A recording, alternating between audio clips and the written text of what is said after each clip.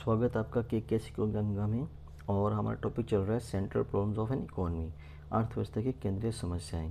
अर्थव्यवस्था की केंद्रीय समस्याओं को हम उत्पादन संभावना वक्र के द्वारा भी समझ सकते हैं, लेकिन इससे पहले हम करते हैं कि उत्पादन संभावना वक्र होता क्या है, प्रोडक्शन पॉसिबिलिटी कर्व होती क्या है। उत्पादन संभावना वक्र एक ऐसा वक्र होता है जो दो वस्तुओं के विभिन्न संयोगों को दर्शाता है जिन्हें एक अर्थव्यवस्था अपनी दी हुई तकनीक और साधनों के द्वारा उत्पादन कर सकती है। अर्थात हमारे सामने जो टेक्निक है और साधन है वो दिए गए होंगे और उनसे कितनी वस्तुओं का उत्पादन हम कर सकते हैं, अर्थव्यवस्था कर सकती है, उसको ही उत्पादन संभावना वक्र का नाम दिया गया है। उत्पादन संभावना वक्र के लिए निम्नलिखित मान्यताएं मानी गई हैं। टू गुड्स, केवल दो ही वस्तुओं को लिया गया है। कांस्टेंट फैक्टर, साधन क्या रहेंगे, स्थिर रहेंगे। कांस्टेंट टेक्नोलॉजी, तकनीक क्या रहेगी, स्थिर रहेगी। लॉ ऑफ डिमिनिशिंग रिटर्न्स, कि जो उत्पादन है उन पर घटते प्रतिफल का नियम लागू होता है। अर्थात जैसे जैसे हम साधनों की मात्रा बढ़ाते हैं जो हमारे प्रतिफल है वो क्या होते जाएंगे, कम होते जाएंगे, सीमांत उत्पादन कम होता जाएगा। नाउ इसी को एक टेबल के थ्रू एक्सप्लेन किया गया है। लेट कॉम्बिनेशन हमारे सामने है A B C D E F. First of all एक कॉम्बिनेशन हमने लिया है, इसमें एक्स वस्तु के उत्पादन में हमने कोई साधन नहीं लगाया, इसलिए इसका उत्पादन क्या है, जीरो। सभी साधन वाई वस्तु के उत्पादन लगाए गए हैं, तो उत्पादन कितना है, 15 इकाई का, 15 यूनिट्स का। नाउ नेक्स्ट बी कॉम्बिनेशन में क्या हुआ कि बाई गुड्स के उत्पादन में से कुछ साधन हटा करके एक्स में लगा दिए गए, तो एक्स का जो उत्पादन है वो कुछ बढ़ गया और बाई का उत्पादन क्या हो गया, कम हो गया। सेम सी कॉम्बिनेशन में क्या हुआ, फिर से वाई में से साधन निकाल करके एक्स में लगाए गए, तो एक्स का उत्पादन इंक्रीज हो गया और वाई का उत्पादन क्या हो गया, डिक्रीज हो गया। सेम प्रोसेस चल रही है, वाई का उत्पादन क्या होता जाएगा, डिक्रीज होता जाएगा। और एक लेवल ऐसा आएगा एफ कॉम्बिनेशन में देखते हैं कि एक्स का उत्पादन ज़्यादा हो गया है और वाई के सभी साधन हटाने में उत्पादन क्या हो गया, जीरो हो गया। बट बात ये आती है कि जब हम वाई से साधन निकाल करके एक्स में लगाते हैं तो देखिए वाई का उत्पादन ज़्यादा रेट से डिक्रीज हो रहा है जबकि एक्स का उत्पादन कम रेट से इंक्रीज हो रहा है। यहाँ पर हम ये बात करते हैं कि जब साधनों को एक काम से निकाल करके दूसरे कार्य में लगाया जाता है तो उनकी मार्जिनल प्रोडक्टिविटी, सीमांत उत्पादन दूसरे कार्य में उतना नहीं होता जितना कि पहले कार्य में होता है, क्योंकि वो कार्य उनको आ रहा होता है, उस काम में वो सक्षम होते हैं करने में, तो वहाँ उत्पादन ज़्यादा होगा जबकि दूसरे में उत्पादन क्या होगा, कम होगा। इसलिए दूसरे कार्य में उत्पादन कम इंक्रीज हो रहा है जबकि जिसमें पहले वो लगे हुए थे वहाँ पे उत्पादन ज़्यादा तेज़ी से डिक्रीज हो रहा है। सिंपल सा एग्जांपल है कि मान लीजिए कोई व्यक्ति टीचर का काम करता है, जैसे मैं ही हूँ, मान लो मैं अध्यापक का काम करता हूँ। अगर मुझे अध्यापक के कार्य से निकाल करके किसी और कार्य में लगा दिया जाए तो नेचुरल बात है मेरी वहाँ प्रोडक्टिविटी क्या होगी, कम होगी। इसी प्रकार से अगर कोई व्यक्ति चिनाई का काम करता है, उसको चिनाई के काम से निकाल करके मशीन के काम में लगा दिया जाए तो वहाँ उसका उत्पादन क्या होगा, कम होगा। यही बात यहाँ पर भी लागू होती है। इसको हमने नाम दिया है MRT, marginal rate of transformation, रूपांतरण की सीमांत दर, या इसको हम अवसर लागत का भी नाम देते हैं। कि देखिए हम देखते हैं कि जब y से साधन निकाल करके x में लगाए जा रहे हैं तो यहाँ पर x का उत्पादन कम इंक्रीज हो रहा है लेकिन y का जो उत्पादन है वो ज़्यादा डिक्रीज होता जा रहा है।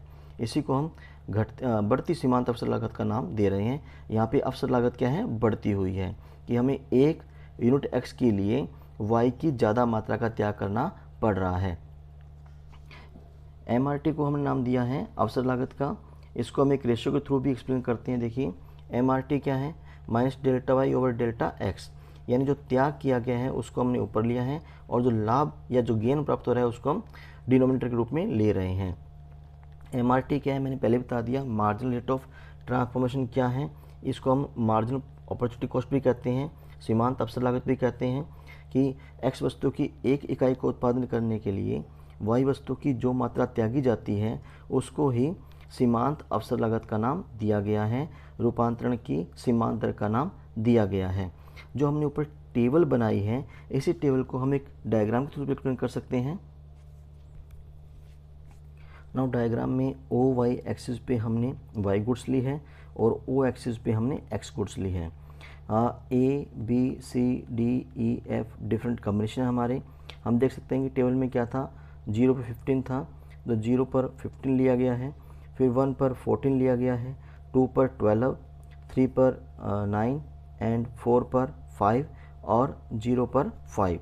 ये डिफरेंट कॉम्बिनेशन हो रहे हैं। जब हम ए से बी कॉम्बिनेशन पर आते हैं तो हमने y की कुछ क्वांटिटी छोड़ दी और x की कुछ क्या कर ली, गेन कर ली। बी से जब सी पर आए तो सेम प्रोसेस, y की कुछ क्वांटिटी छोड़ दी गई है और x की कुछ क्वांटिटी गेन कर ली गई है। ये जो हमारा स्लोप है, ये जो ढाल है, इसी को हमने नाम दिया है MRT का, कि y की कितनी मात्रा हम छोड़ रहे हैं और x की कितनी मात्रा हम गेन कर रहे हैं। नाउ इस PP कर्व की दो फीचर मेन हैं। फर्स्ट फीचर क्या है, slope downward from left to right, कि जो PPC कर्व है इसका जो ढाल है वो लेफ्ट से राइट क्या होता है, डाउनवर्ड होता है, नीचे की ओर झुका हुआ होता है। क्यों? क्योंकि इसमें हम साधनों का क्या करते हैं, प्रतिस्थापन करते हैं। साधनों को एक वस्तु के उत्पादन से निकाल करके दूसरी वस्तु के उत्पादन में लगाते हैं, इसलिए मैंने लिखा है बिकॉज ऑफ सब्स्टिट्यूशन, साधनों के प्रतिस्थापन के कारण। दूसरा आता है कनकेव टू ओरिजिन, कि जो PPC कर्व होता है वो ओरिजिन की ओर कनकेव होता है। नाउ हम देखते हैं कि देखो लेंसेज दो प्रकार के होते हैं, एक कन्वेक्स और एक कनकेव। कन्वेक्स लेंसेज में क्या होता है कि जो ढाल होता है वो अंदर की ओर होता है और कनकेव में बाहर की ओर उभरा हुआ होता है। तो इसकी जो शेप है वो कनकेव लेंस की तरह है, इसलिए इसको कनकेव टू ओरिजिन बोला गया है। और कनकेव क्यों है ये, क्योंकि यहाँ पे MRT क्या है, इंक्रीजिंग है। अगर ये MRT डिक्रीजिंग होती, डिक्रीजिंग मीन कि पहले मान लो 5 आता, फिर 4 आता, फिर 3 आता, फिर 2, फिर 1, इस प्रकार से होता, तो ये जो शेप है वो कुछ इस प्रकार की बनती, कन्वेक्स बनती। लेकिन क्योंकि अब ये इंक्रीजिंग है, अवसर लागत बढ़ती हुई है, इसलिए ये शेप कैसी है, कनकेव है।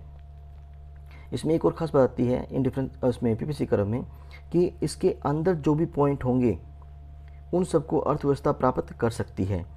PPC पे जितने भी पॉइंट होंगे A, B, C, D, E, F, G, वो सभी अर्थव्यवस्था के ऑप्टिमम पॉइंट होंगे, अर्थात उसने सभी साधनों को काम पर लगा रखा है, कोई भी साधन ऐसा नहीं है जो बेरोजगार है। और अगर इसके बाहर कोई पॉइंट है तो वो अर्थव्यवस्था के लिए नॉन अटेनेबल है, अर्थव्यवस्था उसको प्राप्त नहीं कर सकती, क्योंकि उसके पास इतने साधन नहीं हैं कि वो यहाँ तक पहुँच सके। यहाँ तक केवल वो तो ही पहुँच सकती है जब या तो उसके साधन बढ़ जाएँ, टेक्नोलॉजी चेंज हो जाए, उस केसेस में वो यहाँ इसको प्राप्त कर सकती है। Thank you.